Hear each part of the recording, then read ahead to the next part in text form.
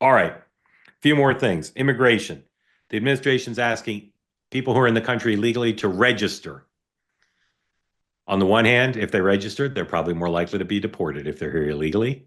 On the other hand, if they don't, they're committing an additional crime of sorts by not registering. Um, Two judges' rulings on immigration cases, one involving someone who's here and the Trump administration wants to send out, and one involving someone who's was sent out who judge says need to come back.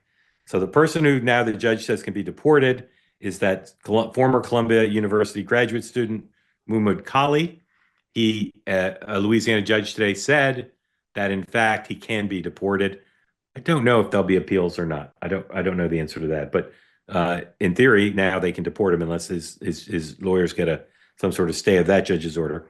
And the Maryland father, Kilmar Abrego Garcia, who was sent improperly out of the country to El Salvador, there's a bit of back and forth with the administration. And we've talked a lot about the possibility that Donald Trump's administration would violate a court order.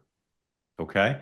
And the Supreme Court upheld the decision from the district court judge saying, you got to bring him back. And the district court judge has said, bring him back. I want information. Why isn't he back? It's a 5-hour flight.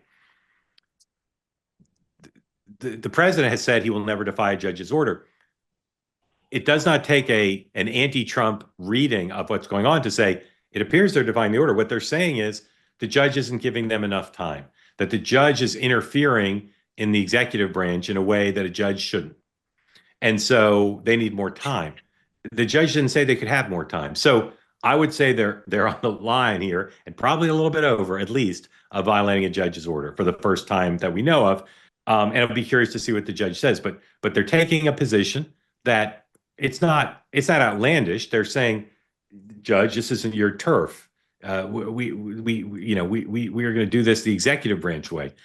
But I think it appears the judge is kind of losing a little bit of patience.